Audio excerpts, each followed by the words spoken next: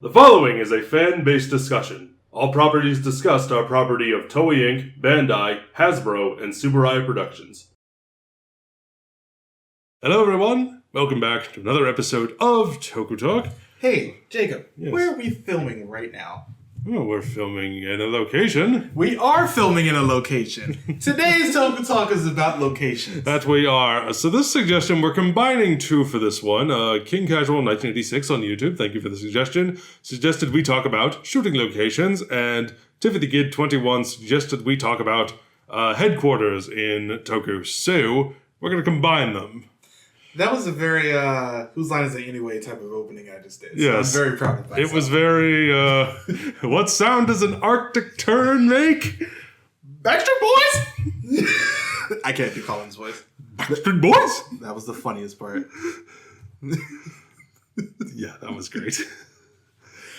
There was also another one that I can't say right now because it might get its way on YouTube. You know what I'm talking about. It could be any number of things. I'll say it after. I'm sure you will, and I'll probably know what it is. Yeah. Locations. Location. Yes, there are a lot of locations, obviously, that they end up using in filming. There's one I can't name, but I'm going to say it first before this escapes my mind. It's in episode 8 of Mega Ranger, and it's also in the last episode of Scissors in Ryuki, where they fight in a place with like a whole bunch of like weather vanes, and it's like metal doorways and everything that they fight in. I love that place, and I think they should use it more. It's just a cool area. Yes. Before we go any further, I also want to give a shout out to Tokusatsu Network. Tom Constantine has an article there we perused prior to shooting this about Tokusatsu filming locations. So go there and check that out if you're interested. There's like a full like map of Japan and like lists and like whatnot where you can look. The list is 5 years old. It is from 2019, but it's still a cool list. Yeah. There, one place that's very, very famous on here that unfortunately did close down recently back in 2022. So, yeah. But very famous filming locations. I love a quarry. Moving on from As does the entire production office of Toei and Subaraya, because they film there all the time. Yeah, they do. Also got to talk about our favorite. Akiba Ranger brought it up to us, but they film a lot in the Toei back lot in Omori Hill. Hey, here's what you got. It's true.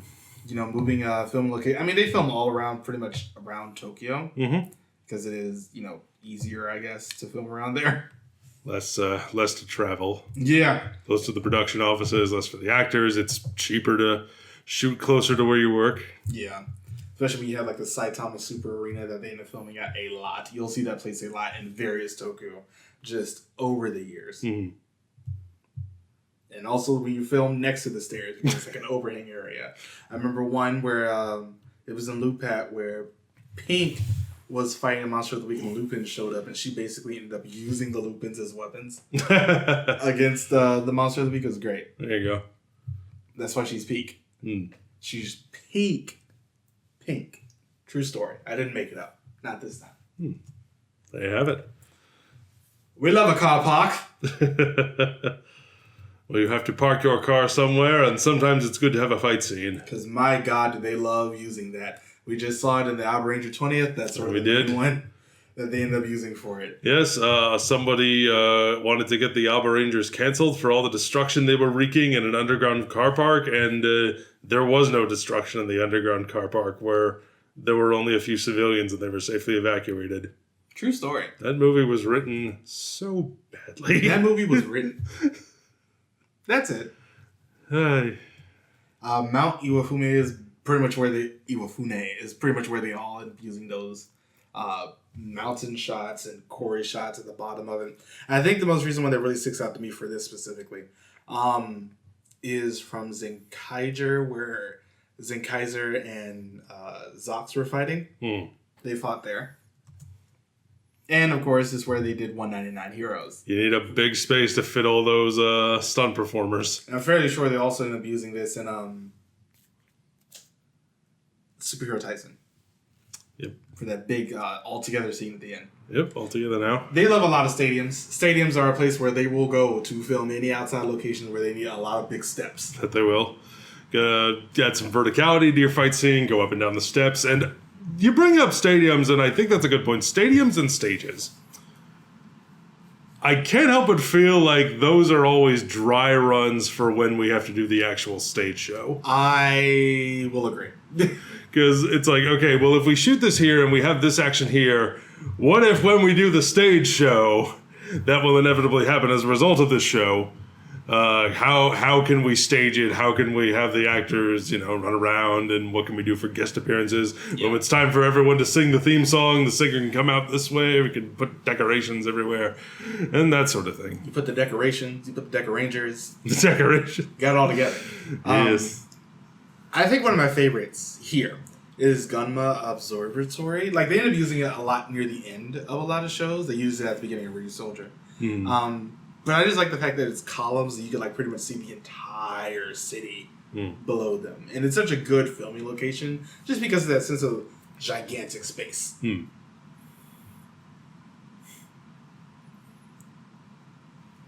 Space. There's so much space! I'm happy you were here with me for that. So am I. Yeah, are there any other ones that like really stick out to you? So as far as like named locations, it's not them specifically that sticks out. It's more how they're used. Yeah.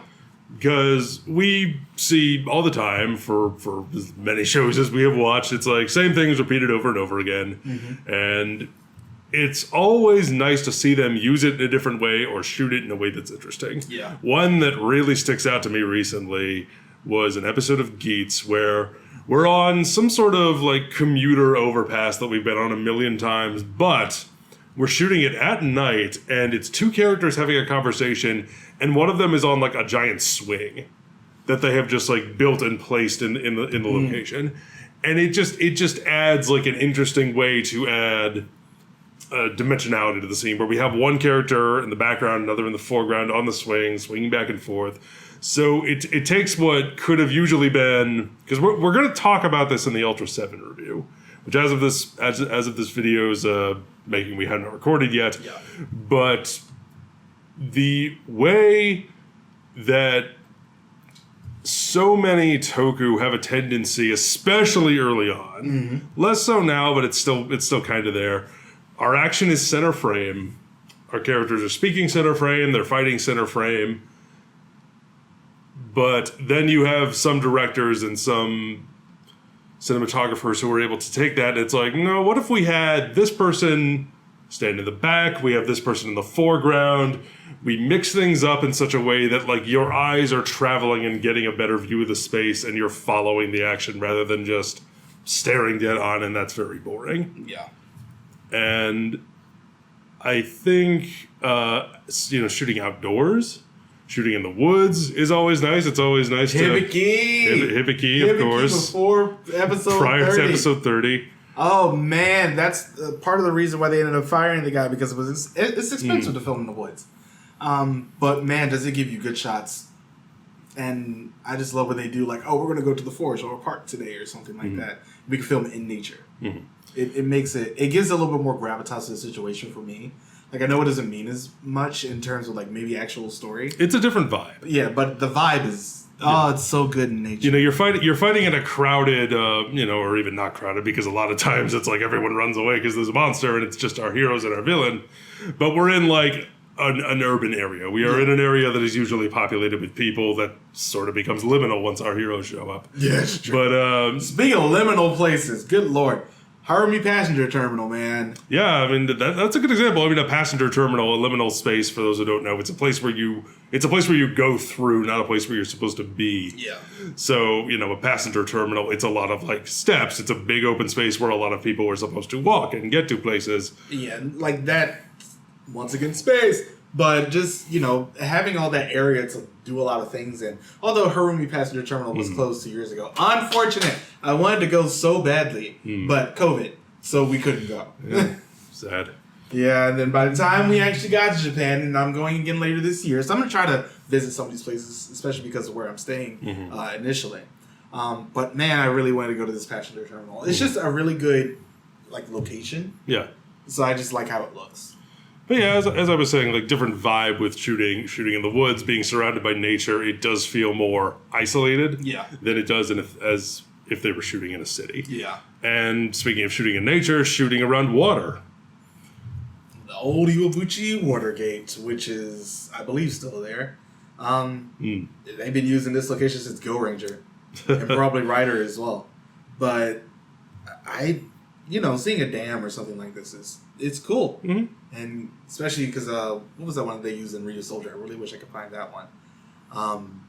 To see exactly where they shot that. Because that one scene where they're fighting on the dam is just really cool. And I think it was Dynaman. It's either Dynaman or Flashman. Where they're fighting on the dam and like sliding. It was Dynaman. They were sliding down like the dam face, and on some other places like on the side, people were sliding down. Was it that or was it Bioman? No, it was Dynaman. Okay. They probably used it in Bioman too. But it's just like, y'all are really using the space that y'all have rented out for the day. That's cool. Yeah. I appreciate it. Yeah, good stuff. Bases. Yeah, getting to the headquarters part. Watching Ultra 7 now, I do adore the retrofuturism kind of like early Star Trek, like kind of Ray Punk aesthetic that we get from those early Showa era shows, where it's like a lot of bleepy bloops, a lot of love a bleep bloop. A lot of bleep bloops, a lot of bleep sweeps and creeps. Yes. A lot of monitors and little spindly wheels and just things lighting up. And for no reason. Maybe they have a reason, but we just don't know what it is. But it is that Showa. That man is playing Galaga. It's that Showa aesthetic. Yeah. And it's something about like the architecture during that time really shows up in a lot of their bases. So you end up having a lot of these, especially what we were called now, like kitschy things back then. Like those bleep bloops, they weren't necessary, but their computers are huge. Yeah. So that's really what they were. Well, like I said, it's like it's like the original Star Trek. It's the retro future. It's like we are in the distant future where we have this advanced technology, or even if it's not in the distant future, it's now. But it's like the future as perceived by now. I think that was the smartest thing that Ultra 7 did, and I'll bring this up again in the review, because the original Ultraman was like, this takes place in 1999. And then later on they retconned that. But within this, sorry, our narrator misspoke. Yeah, within Ultra 7, we're like, no, we know what year this takes place in. Especially because they end up referencing World War II a lot. Mm-hmm. We will talk about that when it comes to that show. We've got a lot to talk about with Ultra 7. Ooh, boy! A lot of good stuff, too. Yes! It's so good. Spoiler alert, I'm really enjoying this one. If that review isn't out by the time this is. I think this will come out after. Okay, well. Ultra 7! So good. Are there any particular bases that stand out to you? The house in Garo. Okay. Because that big mansion. Yeah. Great area. Great location. Dark as hell for no reason. But I guess it's what you get when you're a Makai Knight and have Makai priests in the occasional horror come and try to attack you there. Mm-hmm. I just like a big mansion. I really like the Boom Boongers because Saya's rich. Saya's rich. They've got their own little base. Yeah. That feels very modern. Yeah. It's where they just sit around and chill. But Taya owns that entire place, and his room is also very nice. Mm-hmm. Because a lot of times when we're dealing with a Sentai or the Ultraman or whatnot, where it's like a specific organization, the headquarters will oftentimes feel very businesslike. Yeah. It'll be very clean. And Changeman, O-Ranger, Go Busters, Deca Ranger, Deca, Lupat. Mm-hmm. Specifically the Pat Rangers. Specifically the Pats in this case. When it ends up coming to the more militaristic sides of things, it's like, oh, this is what it's built for. It's built for utility, not for comfort. Mm-hmm. So a lot of recessed lighting. Yep. A lot of fluorescence. Yes, a lot of fluorescence. Fluorescence, maybe some neon, but nobody looks good. Nobody looks good in that lighting. True story. Try to put some accents of blue in there, or orange, or Unless yellow. Your name is Plastic Tiara, you ain't gonna look good in that area. And then we have something like the Gokaigers, where they have their ship. Yeah, where it's a lot more homey. It's a lot more homey, and I think they do a good job of making it feel like a pirate ship. The Magi Rangers in their house. The house. A lot of times we'll have a restaurant serve as our base of operations with something like O's. We have Kuga has this. Oh, yeah. O's, Kuga. Fives has a whole laundromat as their facade and what they're, they live there as well. Also an actual laundromat. So it exists. It's still there. If you wanted to go. Or places like where the dance crews hang out in Kamen Rider Guy. Yeah. Just like whatever space we have, and it's like a real big space where like they can practice their dance moves, they can hang out, they got couches and stuff. Or like Scratch and go under where it is a corporation in that case. So the room that they end up hanging out in a lot feels very, very white and corporate. Yep. Speaking of white and corporate, we also have something like X-Aid, where we have the hospital. We have the hospital, but then we have like the underground secret room where we deal with the viruses. And we have like, our more futuristic looking table, and we have the arcade cabinet where Poppy can go in and out. Stuff like that. Or like astronomer's ship in space, where it's like, those long corridors and everything, but like wires are coming out because it's very steampunk-esque. And she's also there in wigs. It pertains to the location because it's just like she's sort of the bright spot. I don't know that I'd call that steampunk. She's in a wig. It's okay. But it's like one of those... It's more cyberpunk than anything else for her. But she's like, I have the constant bright spot in all of this. And I think that's why the location is so dark. Bandora's palace. We love a Bandora and her palace. We love a Machiko Soga. It's true. And anywhere she may be. Yeah. Anywhere she goes is a palace. Yeah. For we stand a legend. The live men being underwater most of the time. In their base. Yeah. That's very submarine-esque. It's not the Blue Dolphin mobile, but... the Blue Dolphin mobile. Come, porpoise boy. We must go. We must go. And swim.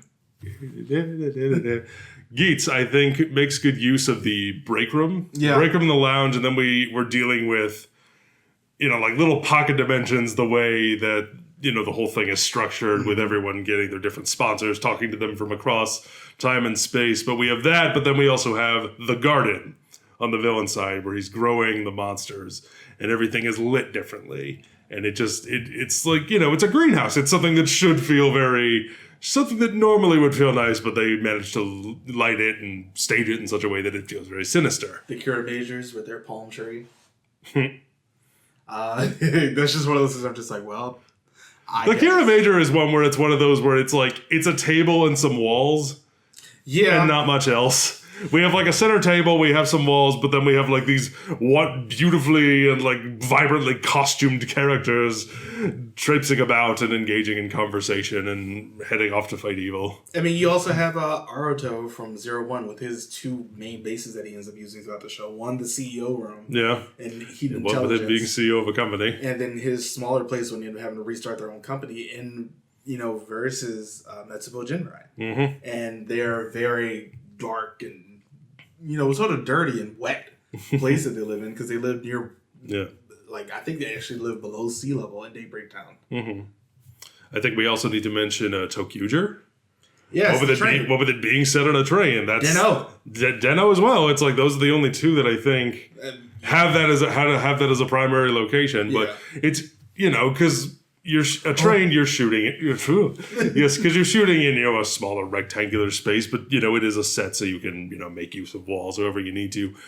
But it gives a different energy. It's like we see the Tokuders sitting in a particular booth having dinner and talking about whatever. Yeah, they have their own rooms, talking about whatever their mission is, whatever it is they're trying to do. Stuff like that. And then with Deno, you have coming through with her coffee and fried rice for owner. Everyone. God, that sounds good. I'm really hungry.